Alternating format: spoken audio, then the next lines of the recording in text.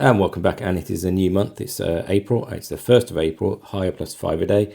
Let's just go straight with the first question. Right, what do we have here? Okay, interesting. So this first question is actually using the grid question. So temptation, especially if your algebra is very good, is to solve, but it specifically wants you to use the grid and show that you are using it clearly. So it will say something in the mark scheme such as candidate has shown on grid or similar. So you must do that. It's also quite a good test of can you actually draw these lines as well in the right place. I would observe this first one here is a circle, center 0 and radius equal to 3. And this second one is just a straight line, which I could rearrange, although I don't really need to, as y equals 2 minus x.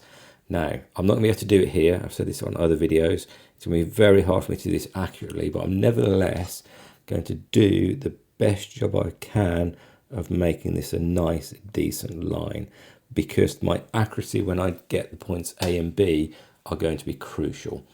Next, I'm going to draw the circle radius 3. So I know it goes through 3 here. This is 3, this is 3, and this is 3. Now, just so you know, I'm going to pause the video and try and do a fairly good job here because it's important I get this right. So I might come back with what looks like a slightly better circle. Okay, and I will say after drawing quite a few circles, I kind of gave up and thought this is as close as I'm going to get. Point is, in your exam or whatever you might be doing, compass out, ruler out, do the best job you can, because it's going to be marked for you reading the graph and getting the marks from the graph. Now I'm going to use what I've got. Again, if I had a bigger piece of graph paper and I could actually do this properly, I would do a better job than what I'm doing, but as long as you know how to do it in the exam, that is fine. Anyway, point is, I've got 2 points of intersection. Let's go back to the question itself. The question is saying solve the equations, and the way I solve the equations, in other words, I am saying where do these two lines meet? Which values of x and y solve both equations? It must be the points that they meet. So using my graph, I can see, well, this is the point -1, and I can see I'm sort of almost at 3. So I'm going to call that, let's call it minus, I think I'm being slightly too accurate here, so minus 0.9 and 2.9, let's say. I'm not quite at 3, am I? Similarly down at B. Now, before I write what I'm about to write, I'm expecting some symmetry here, just because of the nature of how my line has been drawn. But anyway, I'm going to go cross again. It's almost 3, isn't it? So I'm going to call that, it's like 2.8, and it's down 0.9. So because I know that it should be roughly the same numbers, I'm going to call this 2.9 again, and I'm going down, so it's minus 0.9. So that's using my graph. Now, clearly, in an exam, what you're going to do is you're really actually going to, on the side somewhere that they can't see, is you're quickly going to solve it. So you're going to do x squared plus, put 2 minus x in instead of y is equal to 9. Expand this, which is going to give me 2x squared, 4x, so it's going to be minus 4x plus 4 minus 9 equals 0. And you're going to get your calculator out, or you're going to solve it, and you're going to double check. And actually that does indeed give me the values of 2.9 and minus 0.9. Like I say, you've got to make sure you're showing you're getting your values of A and B from the graph, because that's what the marks are for. Anyway, I think we got there. Took us longer than I thought it would. First question done. Next question. Right, given, and it gives me a function f, and it gives me a function g, solve. Okay, so solve f minus 1 of x is equal to g of x. So the first thing I need to do is work out what f of x is doing and do the opposite. So f of x takes away 9, and then it divides by 3. So the opposite of that, in other words, f minus 1 of x. If I've divided by 3, the opposite is to multiply by 3, so that's going to be 3x. And the opposite of taking away 9 is to add 9, so my f of x is 3x plus 9. And I can tell from here that I need 3x plus 9 to be equal to g of x, which is 5x minus 7. So I've set up my equation. I'm going to find out where they're equal. Take away 3x from both sides, gives me 2x. Add 7 to both sides, gives me 16, which means that x is going to be equal to 8. That wasn't too bad at all, that one. Next question. Right, so quadratic inequality. Now, I'm pausing. I'm trying to work out if I want to do this on my head, but I don't think I can. I'm tempted to think you can factorize this. It'd be unusual to not have it, but it might be the case. But let's give it a quick go anyway, because really it's only going to be one of a couple of things. 5 is only ever going to be 5x and x. It's never going to be some weird combination numbers. They're not going to do that. Then I've got 24. Now 24 could be loads of things, which is why I was pausing. It could be 1 and 24, 2 and 12, 3 and 8. I think 3 and 8 might work. So let's try that. So if I do 5x minus 3, well, that's going to give me minus 15.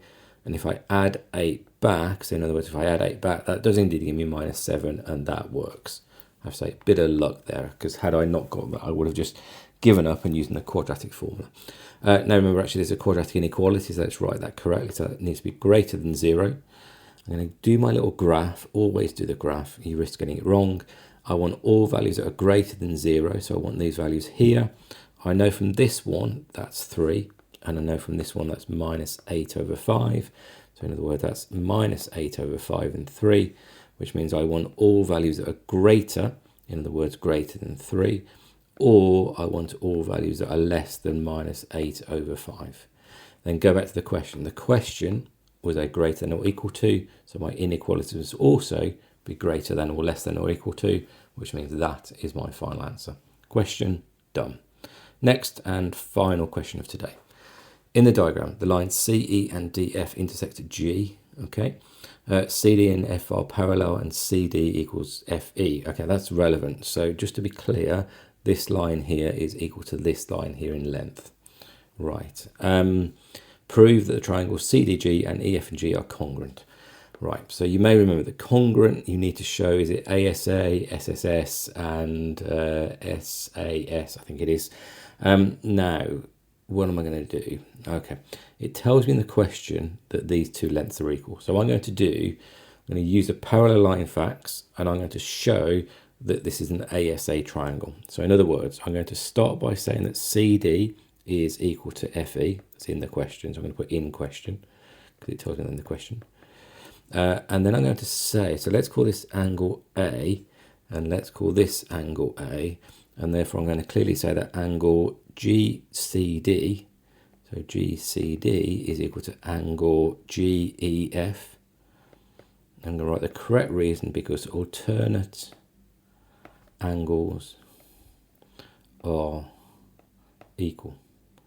Now, I've written that over 2 lines because this is also going to be the same reason that this angle here is equal to this angle here, because again, alternate angles are equal. And so to be clear, there's my parallel lines, and this is the line that transverses, and so therefore there must be alternate angles.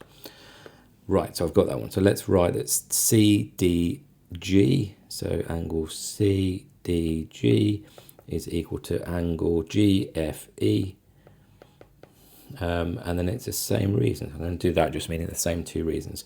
Now, let's be clear what I've done. I have shown that a side, in other words, a side that is in between 2 angles is equal. So therefore, by ASA, in other words, angle side angle with the side in between the angles, what am I showing? Triangle CDG and triangle, I'm basically reading from the question now, EFG are congruent. And that's it. That's today done. First day of the month. You can see the questions are starting to change a little bit again. I think, I haven't looked ahead, but I suspect this month is going to be a bunch of new styles of questions. Stick with it. Let me know how it went for you. And as ever, do like and subscribe. Helps the channel grow a bit. And I'll see you for the next one. Thanks all.